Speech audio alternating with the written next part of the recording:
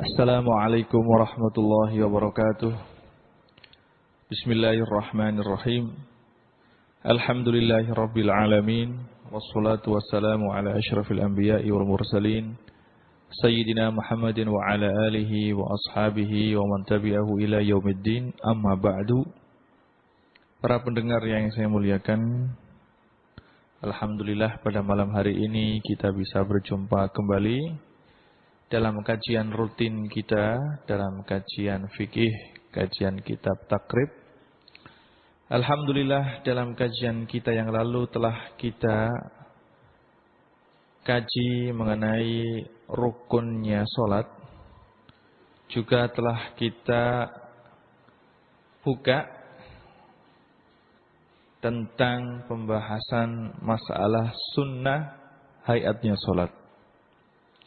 Dalam kajian kita kali ini, pembahasan kita masih berkisar mengenai sunnah hayat sholat. Seperti yang disebutkan oleh Imam Abi Suja, bahwasanya sunnat hayat ini ada 15 macam. Dalam kajian kita yang lalu telah kita terangkan mengenai sunnah hayat yang pertama, yaitu mengangkat kedua tangan ketika mengucapkan takbir.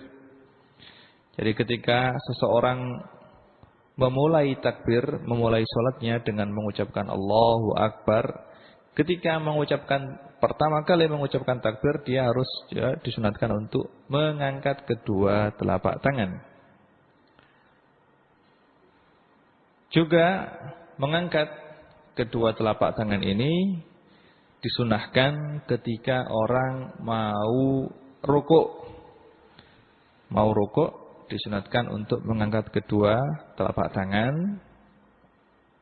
Juga ketika bangun dari rukuk, ketika mengucapkan sami Allahu liman hamidah, juga disunatkan untuk mengangkat kedua tangan. Juga disunatkan mengangkat kedua tangan lagi ketika bangun dari tahiyat yang pertama atau dari tasyahud yang pertama. Jadi dalam sholat itu disunatkan untuk mengangkat kedua telapak tangan pada 4 keadaan. Yang pertama, ketika membaca takbir pada permulaan sholat. Yang kedua, ketika mau melakukan rukuk. Yang ketiga, ketika bangun dari rukuk. Dan yang keempat adalah ketika bangun dari tasyahud yang pertama. Adapun cara mengangkat kedua telapak tangan ini adalah dengan mengangkat kedua telapak tangan sampai di atas bahu dan dekat dengan telinga. Seperti dalam hadis yang diriwayatkan oleh Imam Bukhari juga Imam Muslim dari sahabat Ibnu Umar radhiyallahu anhuma, qala ra'aitu Nabiyya sallallahu alaihi wasallam iftataha at-takbira fi sholati fa rafa'a yadayhi hina yukabbir hatta yaj'alahuma hadwa mankibaihi wa idza kabbara lirruku'i fa'ala mislahu wa idza qala sami Allahu liman hamida fa'ala mislahu wa qala rabbana walakal hamdu wa la yaf'alu dzalika hina yasjudu wa la hina yarfa'u ra'sahu minas sujud. Artinya sahabat Ibnu Umar ini melihat sendiri bahwasanya Rasulullah sallallahu alaihi wasallam ketika membuka salat dengan mengucapkan takbir, beliau mengangkat kedua tangannya di atas bahu sampai lurus dengan telinga, dan melakukan hal tersebut ketika beliau ingin rukuk dan ketika beliau bangun dari rukuk. Ini adalah tempat-tempat yang mana Rasulullah sallallahu alaihi wasallam mengangkat kedua telapak tangannya ketika salat.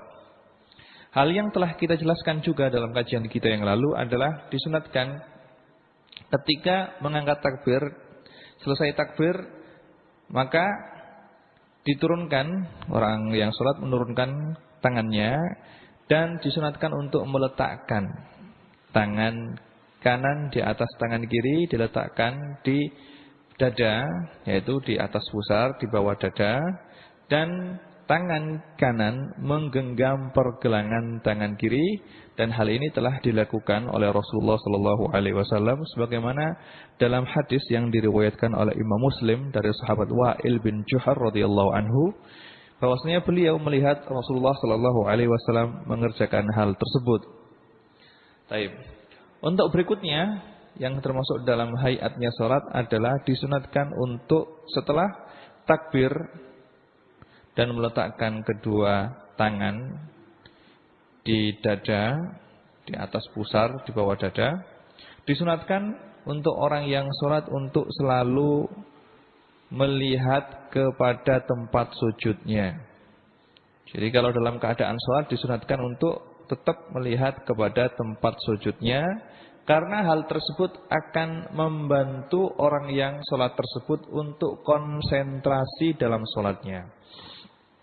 Jadi kenapa disunatkan untuk selalu melihat tempat sujud? Karena hal tersebut akan membantu orang yang sholat untuk konsentrasi kepada sholatnya. Maka dimakruhkan kalau ada orang yang sholat melihat kepada segala sesuatu yang ada di depannya. Makruh. Atau menengok ke atas, maka makruh. Yang sunat adalah menengok atau melihat kepada tempat sujud. Kecuali dalam keadaan tasyahud. Kecuali dalam keadaan tasyahud, baik tasyahud yang pertama atau tasyahud yang kedua, jika orang tersebut telah mengucapkan syahadat asyhadu alla ilaha illallah, maka disunatkan untuk melepaskan atau mengangkat jari telunjuknya, dan orang yang sholat disunatkan untuk melihat kepada jari telunjuknya. Dalam keadaan ini sunnah untuk melihat jari telunjuknya. Untuk selain keadaan ini, maka yang disunatkan adalah melihat kepada tempat sujudnya. Hal ini adalah dalilnya adalah mengikuti apa yang telah dilakukan oleh Rasulullah sallallahu alaihi wasallam. Untuk sunnah hayat berikutnya, setelah mengangkat tangan dan meletakkan tangan kanan di atas tangan kiri. Setelah itu maka yang disunatkan adalah membaca doa iftitah. Membaca doa iftitah. Dan doa iftitah ini bunyinya atau lafadznya sebagaimana yang diriwayatkan oleh Imam Muslim dari sahabat dari Imam Ali radhiyallahu anhu. Ani Rasulillah sallallahu alaihi wasallam annahu idza qama ila sholati qala wajjahtu wajhiya lillazi fatara as-samawati wal arda hanifan wa ma ana minal musyrikin inna sholati wa nusuki wa mahyaya wa mamati lillahi rabbil alamin la syarika lahu wa bidzalika umirtu wa ana minal muslimin. Jadi membaca doa iftitah setelah takbir hukumnya adalah sunnah. Dan lafaz atau bunyi daripada doa iftitah ini adalah sebagaimana yang saya sebutkan tadi, yaitu yang diajarkan oleh Rasulullah sallallahu alaihi wasallam sebagaimana diriwayatkan oleh Imam Muslim. Dan perlu digarisbawahi bahwasanya doa iftitah ini disunatkan baik dalam sholat fardu atau sholat sunnah. Baik untuk imam, jadi imam, atau jadi makmum, atau sholat sendirian. Dengan syarat apa? Dengan syarat dia belum memulai membaca Fatihah. Kalau misalnya dia lupa, habis takbir langsung baca bismillahirrahmanirrahim, maka gugurlah kesunatan untuk membaca doa iftitah. Kalau begitu maka tidak disunatkan untuk kembali lagi membaca doa iftitah terus baca Fatihah lagi, tidak. Kalau sudah memulai membaca Fatihah, berarti doa iftitah gugur kesunatannya. Dan doa iftitah ini tidak disunatkan untuk sholat jenazah. Jadi sholat sunnah atau sholat fardu disunatkan setelah takbir membaca doa iftitah selagi orang tersebut belum memulai membaca Fatihah. Baik membaca bismillah atau membaca a'udzubillahi minasyaitonirrajim. Gugur sudah. Begitu juga tidak disunatkan kalau orang tersebut dalam sholat jenazah. Sholat jenazah tidak disunatkan untuk membaca doa iftitah juga kalau orang tersebut sholat dan waktunya sudah mepet mau keluar, seandainya dia sholat maghrib atau sholat isya misalnya di akhir waktu, sehingga seandainya dia membaca doa iftitah, maka waktu tidak cukup untuk menyelesaikan sholat. Dalam keadaan seperti ini doa iftitah tidak disunatkan. Begitu juga kalau orang tersebut datang ke masjid dan menjadi imam masbuk. Imam telah selesai membaca Fatihah, sekarang membaca surat. Hampir sedikit saja akan rukuk. Maka dalam keadaan seperti ini dia langsung Langsung takbir, langsung membaca Fatihah. Kalau imam rukuk, langsung dia mengikuti rukuk imam. Adapun bacaan Fatihah yang belum dia selesaikan, maka bacaan tersebut ditanggung oleh imam. Dan dalam keadaan seperti ini tidak disunatkan untuk membaca doa iftitah. Untuk sunnah hayat berikutnya adalah membaca ta'awudz. Jadi sebelum membaca Al-Fatihah disunatkan untuk membaca ta'awudz. Ta'awudz itu adalah a'udzubillahi minasyaitonirrajim, bismillahirrahmanirrahim, terus Al-Fatihah, alhamdulillahirabbil alamin ila akhirih. Jadi sebelum baca bismillah disunatkan untuk membaca doa ta'awudz terlebih dahulu. Dalilnya adalah firman Allah Subhanahu wa taala dalam surat An-Nahl ayat 98. Allah Subhanahu wa taala telah berfirman, "Fa idza qara'tal Qur'ana fasta'iz billahi minasyaitonir rajim." Jika kamu membaca Quran, maka mintalah perlindungan dari Allah Subhanahu wa taala dari setan yang terkutuk. Kemudian kesunatan berikutnya, hal berikutnya yang menjadi sunnah hayatnya sholat adalah mengeraskan suara dalam membaca Al-Fatihah dan membaca surah dalam tempatnya, dan memelankan, tidak mengeraskan dalam tempatnya pula. Maksudnya bagaimana? Jadi disunatkan bagi orang yang sholat, jika dia menjadi imam atau sholat sendirian, maka disunatkan bagi dia untuk mengeraskan suara pada sholat subuh. Kalau dia jadi imam, maka dalam membaca Fatihah dan membaca surat harus dibaca dengan keras. Begitu juga kalau orang yang sholat sendirian. Sholat subuh, begitu juga sholat rakaat yang pertama dan rakaat yang kedua dari sholat maghrib dan sholat isya. Maghrib isya, maka disunatkan untuk mengeraskan suara. Begitu juga sholat Jumat, rakaat pertama, rakaat yang kedua, ketika membaca Fatihah dan membaca qiraah, membaca suratnya harus dibaca dengan keras. Begitu juga sholat Idul Adha atau Idul Fitri, begitu juga sholat khusuful qamar, sholat gerhana rembulan, maka disunatkan untuk mengeraskan suara ketika membaca Fatihah dan membaca surat. Begitu juga dalam sholat istisqa, begitu juga dalam sholat tarawih, begitu juga dalam sholat witir pada bulan Ramadan. Ini adalah tempat-tempat yang disunatkan untuk mengeraskan suara bagi orang yang sholat menjadi imam dan orang yang sholat sendirian. Adapun makmum tidak boleh mengeraskan suara. Makmum membaca bacaan surah atau Al-Fatihahnya, membaca Fatihah dengan tidak mengeraskan suara. Dan kalau imam membaca surat dengan membaca dengan yang keras, maka makmum tugasnya adalah mendengarkan dan menghayati bacaannya imam. Jadi tempat-tempat yang disunatkan bagi orang yang sholat, yang menjadi imam atau sholat sendirian untuk mengeraskan suara, yang pertama adalah pada sholat subuh, yang kedua adalah pada rakaat yang pertama dan rakaat yang kedua dalam sholat maghrib dan sholat isya. Terus pada sholat Jum'ah, pada sholat Id, baik Idul Fitri dan Idul Adha, pada sholat gerhana rembulan, pada sholat istisqa, pada sholat tarawih, dan pada sholat witir di bulan Ramadan.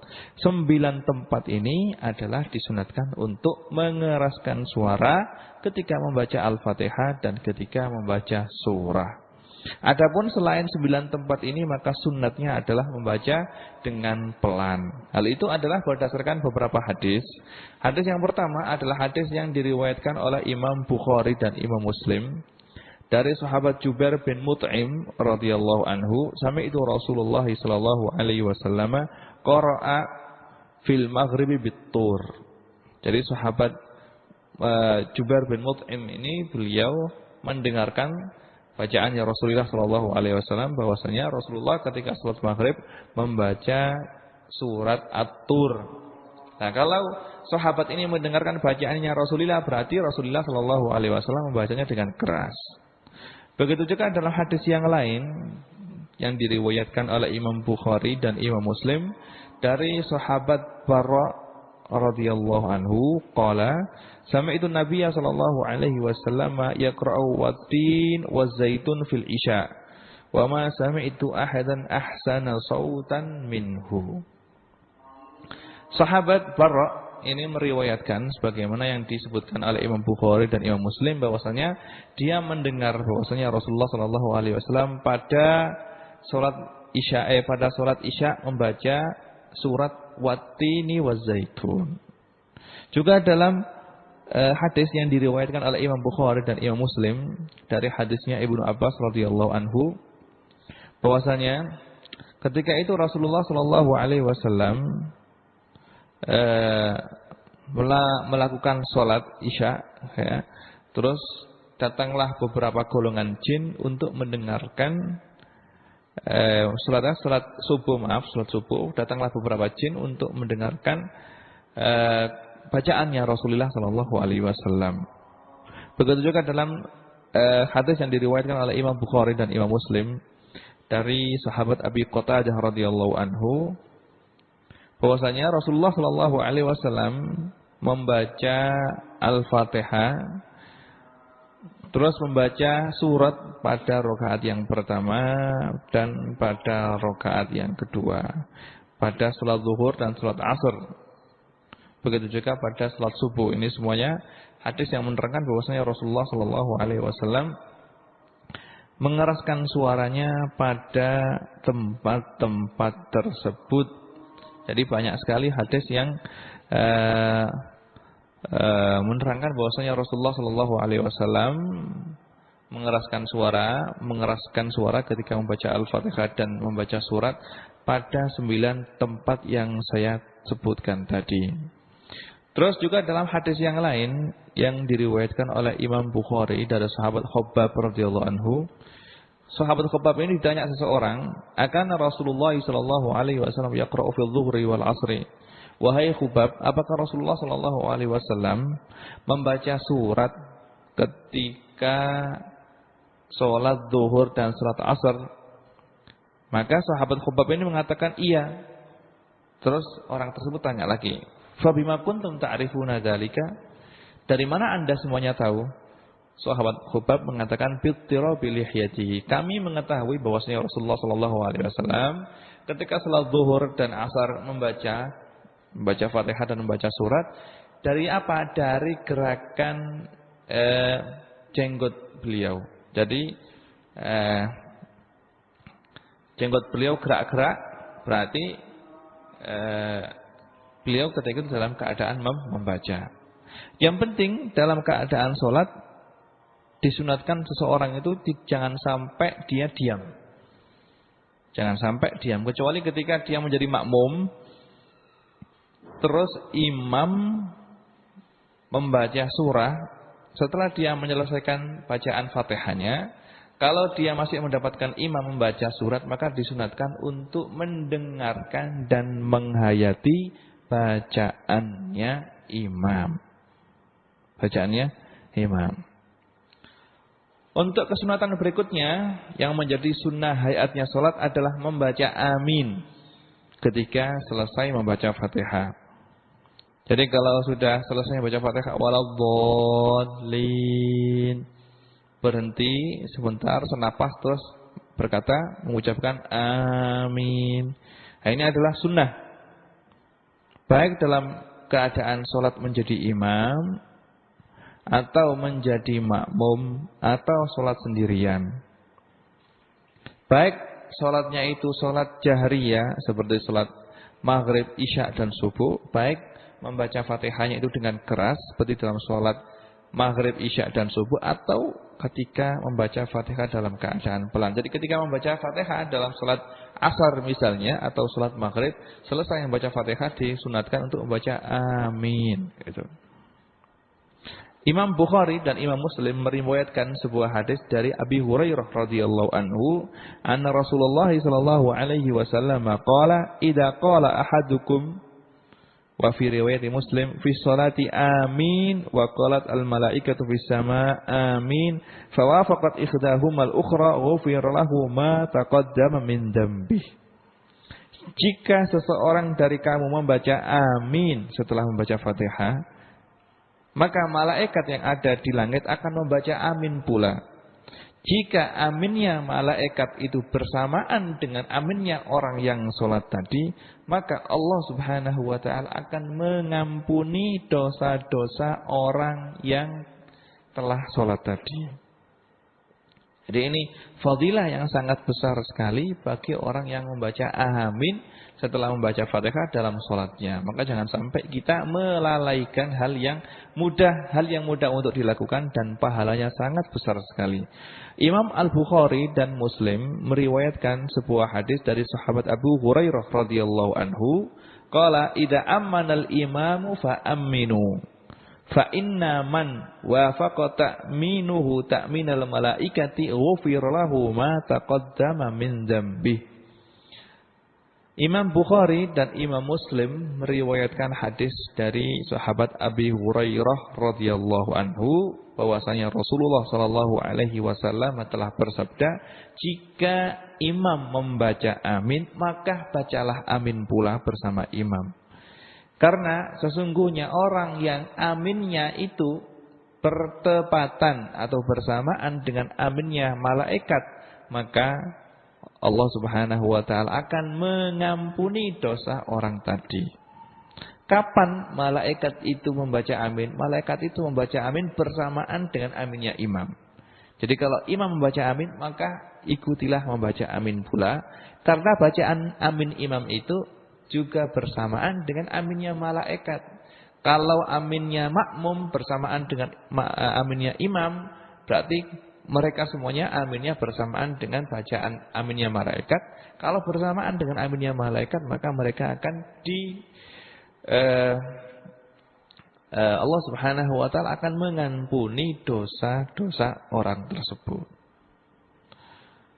Imam Abu Dawud meriwayatkan sebuah hadis juga dari sahabat Abu Hurairah radhiyallahu anhu, kana Rasulullah sallallahu alaihi wasallam idza tala ghairil maghdubi alaihim waladdallin qala amin hatta yasma'a man yalihi minas saffil awwal.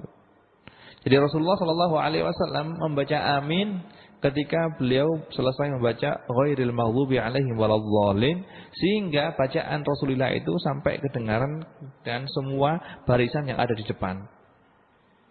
Dalam riwayat Ibnu Majah ada tambahan fatartajju bihal masjid.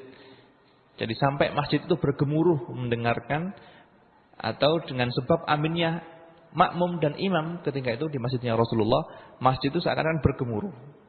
Jadi ketika itu aminnya sahabat bertepatan dengan aminnya Rasulullah, dan mereka mengeraskan suara ketika membaca amin sehingga masjid itu bergemuruh. Termasuk kesunatan sesuatu yang menjadi sunnah hayatnya salat seterusnya adalah membaca surah setelah membaca surat Al-Fatihah.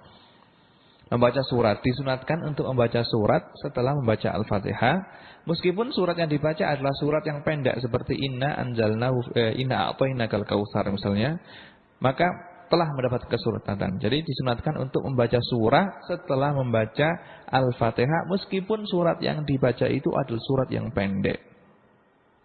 Atau dengan membaca 3 ayat yang 3 ayat yang tertib. Misalnya ayat 50, 51, 52 dari surat Al-Baqarah misalnya, maka juga mendapatkan kesunatan. Dan kesunatan membaca surat ini adalah pada rakaat yang pertama dan rakaat yang kedua saja di setiap sholat. Disunatkan bagi imam dan orang yang sholat secara sendirian. Adapun bagi orang yang menjadi makmum, maka disunatkan juga jika sholatnya itu sholat sirriyah, sholat yang mana imam tidak mengeraskan suaranya, yaitu sholat zuhur dan sholat asar. Kalau sholat zuhur dan sholat asar, maka disunatkan bagi makmum untuk membaca surat setelah membaca Al-Fatihah. Atau pada sholat maghrib, isya dan subuh. Tapi karena makmum tidak mendengarkan bacaannya imam, daripada makmum itu diam, tidak membaca apa-apa dan tidak mendengarkan bacaan suratnya imam, maka dia disunatkan untuk membaca surah juga. Tapi kalau makmum mendengarkan bacaannya imam, maka disunatkan bagi makmum tersebut untuk mendengarkan dan menghayati bacaan imam. Bacaan imam ini adalah sunat hayat yang ke-8, yaitu disunatkan untuk membaca surat setelah membaca Al-Fatihah.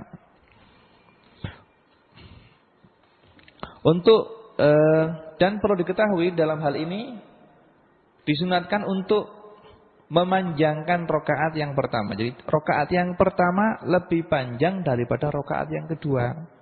Misalnya kalau rakaat pertama itu membaca surat Qul ya ayyuhal kafirun, maka rakaat yang kedua membaca surat Qul huwallahu ahad. Jangan dibalik.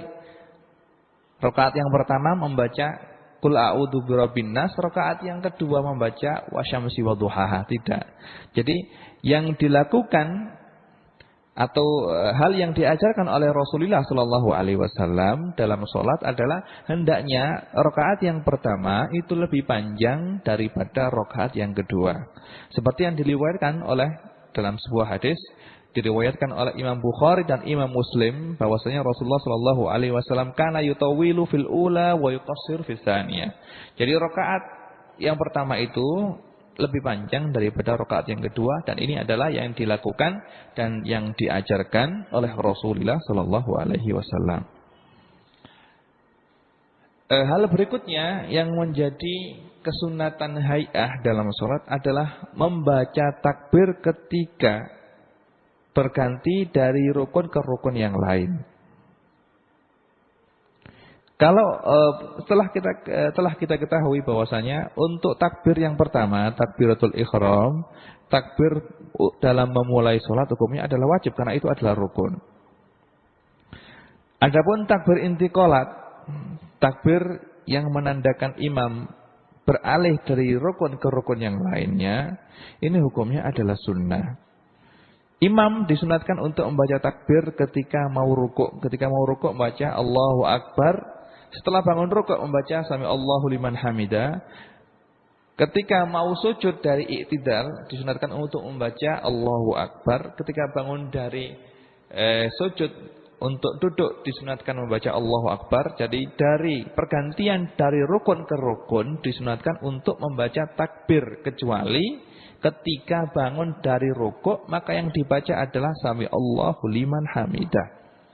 Hal ini adalah telah diajarkan oleh Rasulullah sallallahu alaihi wasallam seperti yang diriwayatkan oleh Imam Bukhari dan Imam Muslim dari sahabat Abu Hurairah radhiyallahu anhu, qala kana Rasulullah sallallahu alaihi wasallam idza qama ila sholati yukabbiru hina yaqumu wa yukabbiru hina yarka'u summa yaqulu sami Allahu liman hamidah hina yuqimu salbahu minar ruku' summa yaqulu wa huwa qa'imun rabbana walakal hamdu summa yukabbiru hina yahwi lis-sujud summa yukabbiru hina yarfa'u ra'sahu summa yukabbiru hina yasjud summa yukabbiru hina yarfa'u ra'sahu summa yaf'alu dzalika fi sholati kulliha hatta yaqdiha wa yukabbiru hina yaqumu minan sintaini ba'dal julus.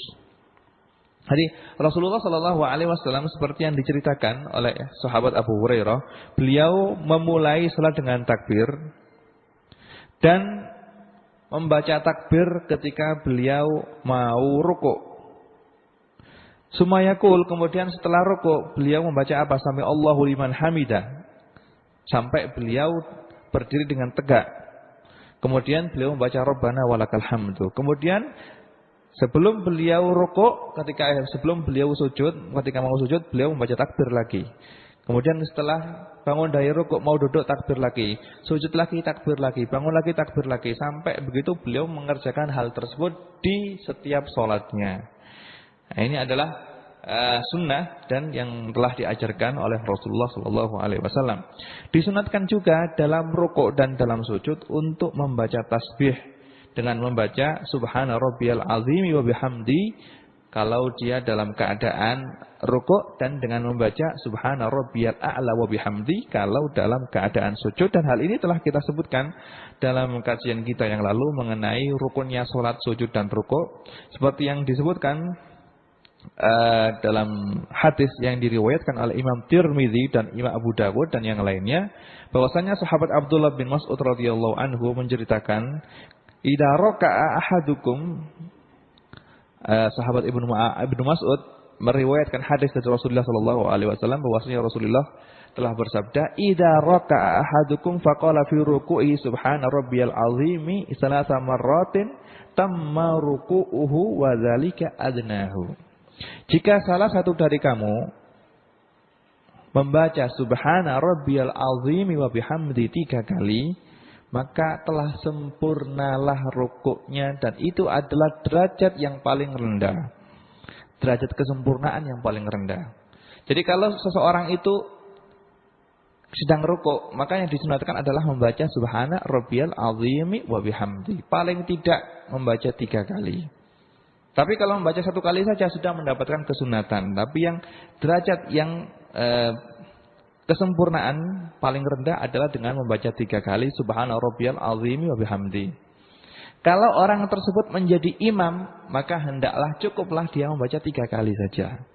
Kecuali kalau imamnya, makmumnya, orang yang sholat di belakangnya itu ridha untuk dipanjangkan sholatnya, maka dia tidak apa-apa membaca Subhana rabbiyal azim wa bihamdi, dia baca 5 kali atau dia baca 7 kali atau bahkan 9 kali. Tapi kalau makmumnya itu banyak, maka yang lebih utama adalah cukup dia membaca Subhana rabbiyal azim wa bihamdi 3 kali saja. Begitu juga dalam sujud disunatkan untuk membaca Subhana rabbiyal a'la wa bihamdi. Seperti dalam riwayat Imam Abu Dawud dan Imam Tirmidzi, Rasulullah sallallahu alaihi wasallam telah bersabda, "Wa idza sajada faqala fi sujudihi Subhana rabbiyal a'la 3 marratin faqad tamma sujuduhu wa dzalika adnahu." Jika seseorang dari kamu dalam keadaan sujud, maka hendaklah dia membaca Subhana rabbiyal a'la wa bihamdi 3 kali, maka hal tersebut adalah telah sempurna sujudnya. Jadi derajat paling rendah dalam kesempurnaan membaca subhanallah ini adalah dengan dibaca 3 kali. Kalau orang tersebut menjadi imam, maka cukuplah dibaca 3 kali saja Subhana rabbiyal a'la dalam keadaan sujud dan Subhana rabbiyal azimi wa bihamdi dalam keadaan rukuk. Tapi kalau dia salat sendirian, maka boleh dia bebas. Boleh membaca 5 kali, boleh membaca 7 kali, atau bahkan boleh membaca 9 kali, terserah dia. Tapi kalau dia jadi makmum, karena yang menjadi makmum ini bukan saja orang muda, tapi di sana juga ada orang tua, ada orang yang dalam keadaan sakit, ada orang yang punya keperluan, pengen cepat selesai, maka hendaklah meringankan sholatnya, tapi tidak tetap dengan membaca dan melakukan segala sesuatu yang menjadi sunnahnya sholat, seperti membaca subhanallah paling tidak dibaca 3 kali. Yang berikutnya yang menjadi sunnah hayatnya sholat adalah meletakkan kedua tangan di atas paha ketika duduk tasyahud. Jadi ketika duduk tasyahud itu disunatkan untuk meletakkan kedua tangan di atas paha dengan membuka telapak tangan kiri dan merapatkan jari jemarinya diluruskan dengan lutut. Ini kalau tangan kiri. Kalau tangan kanan dalam keadaan tahiyat atau dalam keadaan tasyahud, pada tasyahud awal atau tasyahud yang terakhir, maka disunatkan untuk menggenggam jari jemari tangan kanan. Kalau ketika membaca syahadat asyhadu alla ilaha illallah, baru melepaskan jari telunjuknya. Ini adalah merupakan kesunatan dalam salat, dan ini adalah yang telah diajarkan oleh Rasulullah sallallahu alaihi wasallam seperti yang diriwayatkan oleh Imam Muslim dari sahabat Ibnu Umar radhiyallahu anhuma fi sifati julusihi sallallahu alaihi wasallam. Ketika Ibnu Umar menerangkan cara duduknya Rasulullah sallallahu alaihi wasallam ketika beliau dalam salat, beliau menerangkan kana idza jalasa fi sholati wadha'a kaffahu al-yumna ala fakhidhihi al-yumna wa qabadha asabi'ahu kullaha wa asyara bi usbu'ihi allati talil ibham wa wadha'a kaffahu al-yusra ala fakhidhihi al-yusra. Bahwasanya Rasulullah sallallahu alaihi wasallam ketika salat dalam keadaan tasyahud, beliau meletakkan tangan kanannya di atas paha kanan, tangan kiri di atas paha kiri. Untuk tangan kanan beliau menggenggamkan semua jari jemari, dan ketika beliau membaca tasyahud, ketika beliau membaca syahadat, beliau mengacungkan jari telunjuknya. Untuk tangan kanan beliau taruh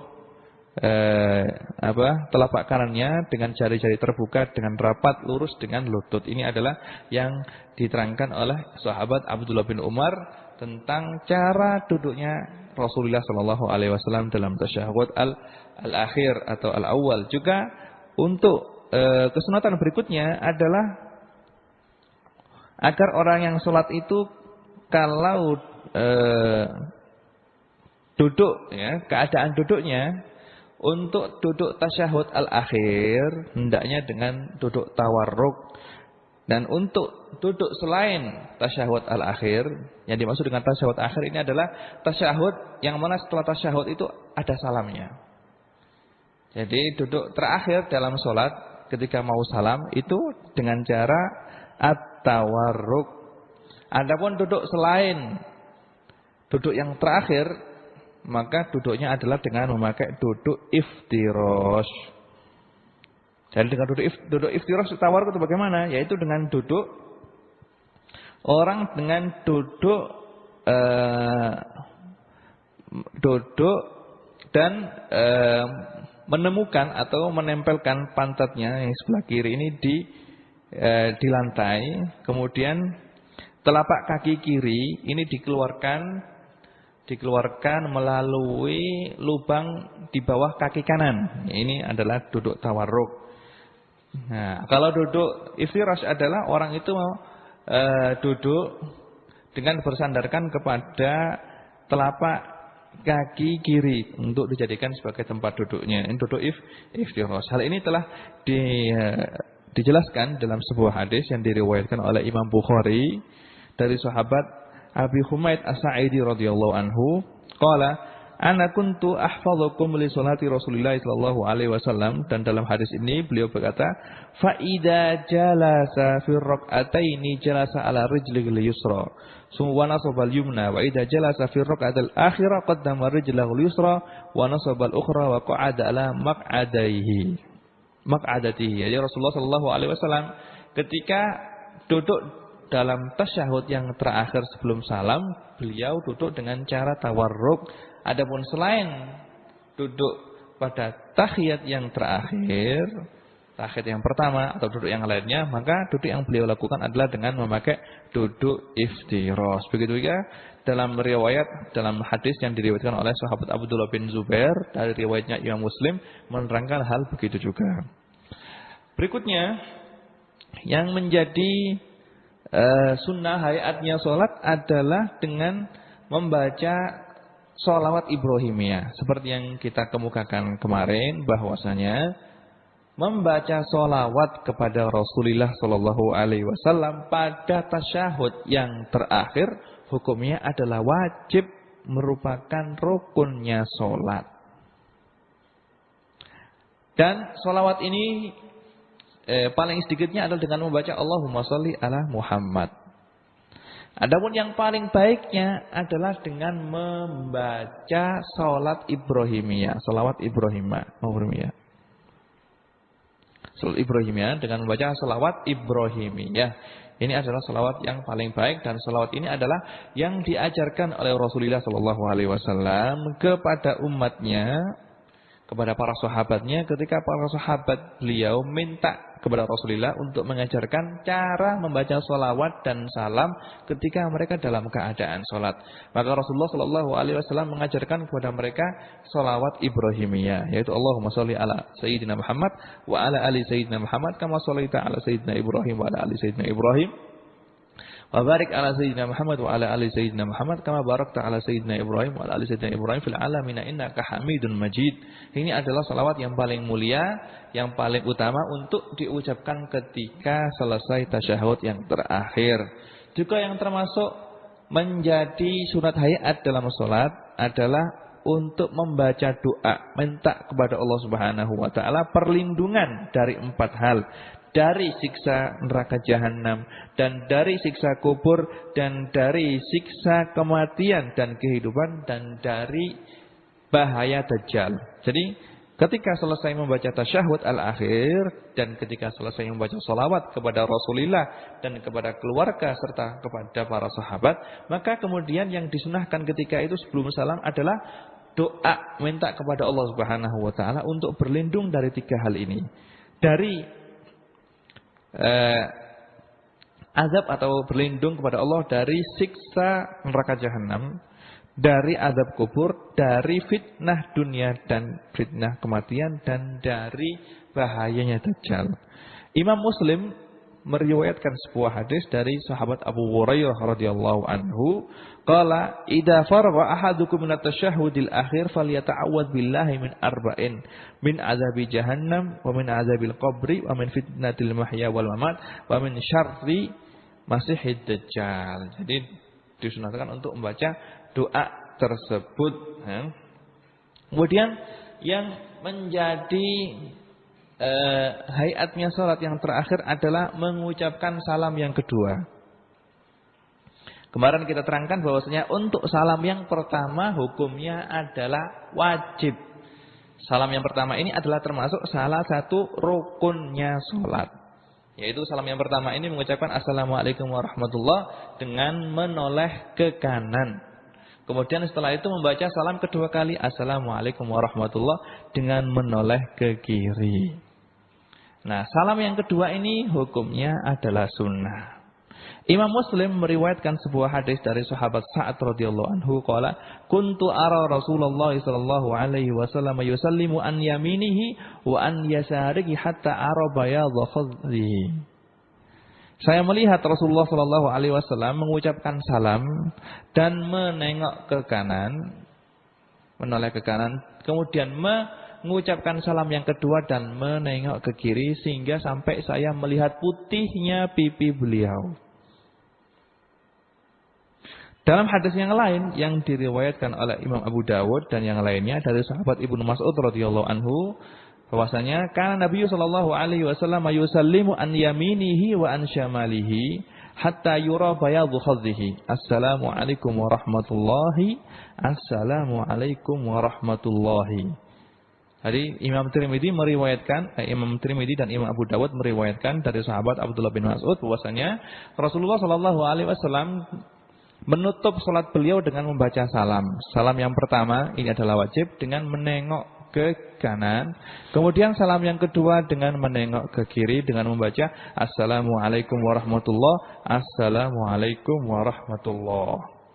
Nah, dengan ini maka habislah sunnah-sunnah atau hal-hal yang disunahkan dalam salat yang menjadi sunnah hayatnya salat. Untuk kajian yang berikutnya seperti yang saya terangkan dalam kajian yang lalu bahwasanya dalam sunat itu dalam salat itu ada hal-hal yang disunnahkan sebelum salat. Dan ini telah kita selesaikan pembahasannya yaitu azan dan iqamat, adzan dan iqamat. Di sana juga ada hal-hal yang disunahkan ketika orang itu dalam salat yaitu berupa sunat ab'ad dan sunnah hayat. Dan sunnah ab'ad telah kita terangkan dalam kajian yang lalu bahwasanya sunat ab'ad ini adalah kalau ditinggalkan oleh orang yang salat maka disunatkan untuk sujud sahwi sebelum salam. Dan sunat ab'ad ini sebagaimana kita jelaskan kemarin itu adalah seperti contohnya ada tasyahud yang pertama, kemudian kunut, baik kunut di salat subuh atau kunut di setengah yang terakhir ya, di tanggal 16, malam 16 pada bulan Ramadan. Kemudian pada kesempatan kita kali ini kita telah menyelesaikan sunnah-sunnah yang hayat ya, sunnah-sunnah hayatnya sholat. Untuk kajian kita yang akan datang, kita akan membahas sedikit daripada sunnah-sunnah yang disunahkan ketika orang selesai sholat. Sebelum kita tutup kajian kita, di sini ada sebuah pertanyaan dari seorang pendengar setia kita yang yaitu Mas Haikal Mubarak. Beliau bertanya, bagaimana hukumnya makmum menempati posisi imam? Ini saya tidak begitu paham. Jadi bagaimana hukumnya makmum menempati posisi imam? Ini bagaimana maksudnya? Yang penting makmum harus berada di belakang imam. Posisi makmum tidak boleh mendahului imam. Kalau makmum lebih ke depan daripada imam, maka sholatnya makmum batal. Jadi kalau orang itu menjadi makmum, maka dia harus di belakang imam. Kalau jamaahnya itu cuma 2 orang saja, imam sama makmum, maka yang baik posisinya adalah makmum berada di sebelah kanan imam, agak ke belakang sedikit. Agak ke belakang sedikit. Tapi kalau orangnya banyak, maka hendaknya membentuk barisan. Membentuk barisan, jangan sampai antara makmum dan barisan yang pertama lebih dari 3 zira'.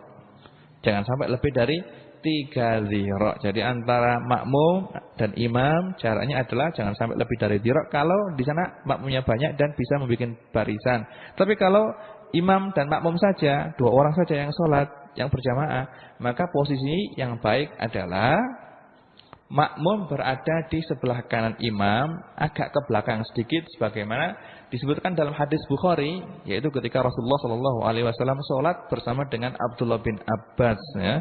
Abdullah bin Abbas, posisi ketika itu Abdullah bin Abbas berada di sebelah kiri beliau, kemudian sama Rasulullah SAW ditarik, diletakkan di sebelah kanan, agak ke belakang dari Rasulullah SAW. Tapi kalau makmum itu mendahului imam, kakinya itu lebih ke depan daripada kakinya imam, maka sholatnya makmum batal. Ya, kiranya cukup sekian kajian yang bisa kita kaji untuk malam hari ini. Mudah-mudahan apa yang telah kita kaji bisa kita amalkan. Karena ilmu itu tidak ada faedahnya kalau tidak kita amalkan. Nas'alullah subhanahu wa ta'ala ayyarzuqana ilman nafi'a wa yarzuqana al-amal bihi wa yaj'ala ilmana hujjatan lana la hujjatan alaina wa sallallahu ala sayyidina Muhammadin wa ala alihi wa sahbihi wa sallam. Subhana rabbika rabbil izzati amma yasifun wa salamun alal mursalin walhamdulillahi rabbil alamin. Wassalamualaikum warahmatullahi wabarakatuh.